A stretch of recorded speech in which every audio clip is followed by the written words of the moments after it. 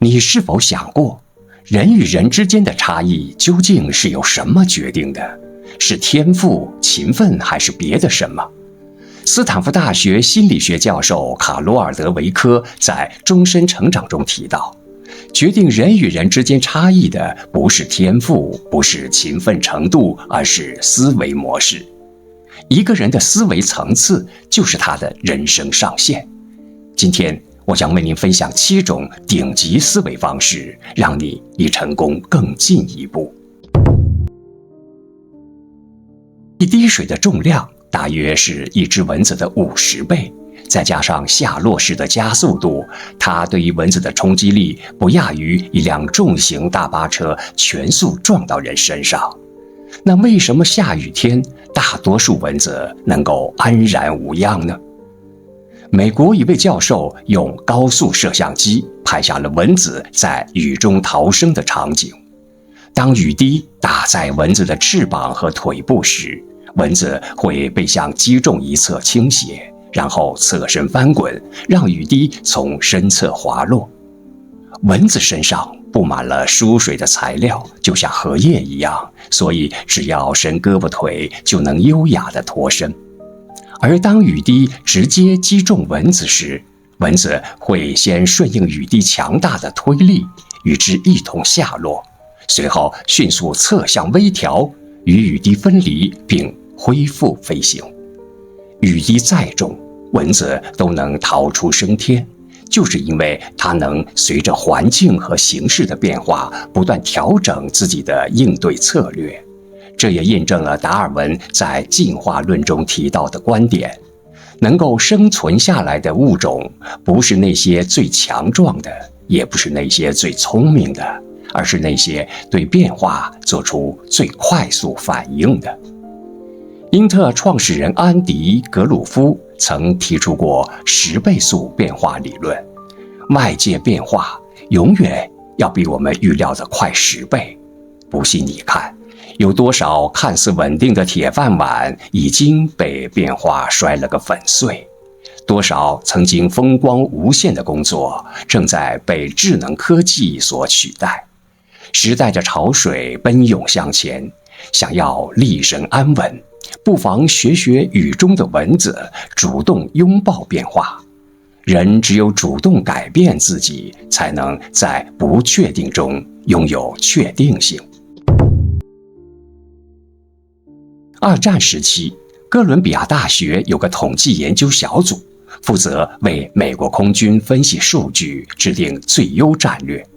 美国空军不希望自己的飞机被敌军击落，要给飞机外层加盔甲。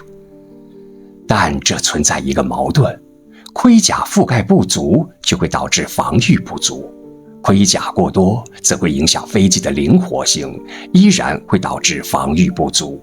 如何找到一个最优解呢？在整理各项数据后，军方发现飞机不同部位留有的弹孔数量不一样。他们认为，如果不能全部加盔甲，那盔甲就应该加在飞机受攻击概率最高的地方。乍听上去好像完全正确，但数学天才瓦尔德却提出了反对意见。盔甲应该加在弹孔最少的地方，也就是飞机的引擎。瓦尔德解释说，从概率上看，飞机各个部位受到攻击的可能性是均等的，但为什么在引擎上留下的弹孔数量远远少于其他的部位呢？他猜测，那些消失的弹孔都在未能返航的飞机上。许多飞机在机身被打得千疮百孔时仍然能够返航，但一旦引擎受损，飞机可能就回不来了。就像是军队，医院病房里腿部中弹的病人比胸部中弹的病人要多得多。这显然不是因为腿部更容易中弹，而是因为胸部中弹的人都死了。普通人只能看见受伤的飞机，但顶级的牛人看见的是消失的弹孔，其差距就在于概率思维。拥有概率思维的人，往往能做出更正确的决策。查理芒格曾将自己投资的智慧比喻为钓鱼。钓鱼的第一条规则是在有鱼的地方钓鱼。钓鱼的第二条规则是，请记住第一条规则。我们这一生所面临的问题无非3个：要做什么，不要做什么，要重复做什么。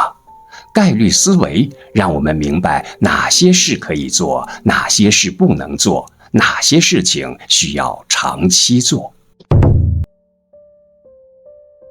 20世纪90年代，大英图书馆要从伦敦的旧馆搬迁到圣潘克拉斯新馆区。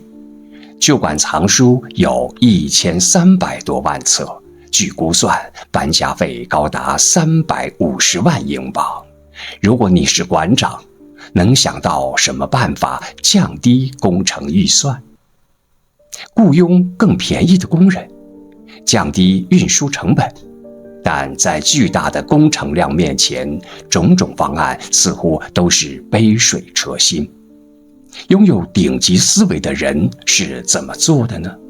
一位年轻的图书管理员找到馆长，对他说：“我有办法，而且只要给我150万英镑就可以了。”第二天，年轻人在报纸上刊登出了这样一条消息：自即日起，大英图书馆免费无限量向广大市民开放借阅，但因图书馆迁址，请借阅者把书还到指定新馆。年轻人将搬书的固有思维转化为还书的思维模式，花了不超过预算1个零头的成本，就完成了90%的搬迁工作。思维的杠杆就是如此之强大。天才在左，疯子在右中有这样一句话：如果思维是一堵墙，世界就在墙的另一边。这个世界从来没有绝路，能挡住你的只有你的固化思维。遇到问题走进死胡同的时候，不妨掉个头，说不定就能走到柳暗花明处。美国畅销书作家迈克尔·西蒙斯曾花了5年时间研究白手起家的亿万富翁企业家。他发现，这些出类拔萃的创业者在看待问题上有着惊人的相似性。他们基于4维视角来看待世界，而大部分人都停留在1维视角。1维视角的人目光局限于特定的专业领域，4维视角的人能从过去到未来跨越几百年去思考问题。1维视角的人追求短期利益，4维视角的人更看重远期的收益。比如亚马逊的创始人贝索斯，为了一些可能失败或者需要7年以上时间才有回报的实验，愿意持续进行数十亿美元的投资。比如伯克希尔哈撒韦公司董事长巴菲特，只投资于他认为自己可以投资几十年的公司。软银集团创始人孙正义曾经问过下属一个问题：为什么大部分人难以取得巨大的成功？下属茫然。孙正义在纸上画了一座山，在山脚下画了一个圆，又在山顶上画一个圆，并在山顶上标上“理想”二字。他说，理想就是一座灯塔，循着目标向前，你的耐心就会更好，你会更从容、更坚定。一时的成功不会让你迷失，短暂的失败也不会让你感到恐惧。所以，不要高估1年的积累，也不要低估10年的改变。永远做正确的事情，剩下的时间会给你答案。得到的图书团队曾采访国内顶级的程序员，问他们这个职业的核心挑战是什么。也许你觉得他们天天跟代码打交道，遇到的挑战无非是如何写出更好的代码，掌握更多的编程语言等。但几位技术大牛的答案跟这完全不搭边。他们不约而同地把答案锁定到4个字：追问需求。腾讯公司原副总裁切小虎分享了这样一个故事。他原来在谷歌的时候，负责提升从搜索到广告转化的成功率。一次，公司的业务团队发现中国用户的转化率偏低，就对他所在的技术部门提出需求，把广告字体变大一些，背景色调得更醒目一些。他们没有直接调整，而是询问这么做想解决的核心问题是什么。沟通之后才知道，业务部门是想提升转化率。经过调查，他们发现当年国内的门户网站顶端常常放一堆密密麻麻的图片，中国用户打开网页，上面的根本不看，直接看下面，而谷歌广告的展示位刚好在最顶部。后来他们把广告调到最下面，转化率就提起来了。顶级的工程师解决问题不只关注代码，更能看到代码背后的人的需求，这就是典型的上游思维。麦肯锡图表思考法中也提到一个工作原则：不要打地鼠。解决问题不能像打地鼠一样，哪里冒出来就把它打下去，这样问题永远也解决不完，也永远也无法真正的把问题给解决掉。遇到问题，普通的人改变结果，优秀的人改变原因，顶尖高手改变思维。追本溯源，着眼全局，找到问题的关键节点，方能一击制胜。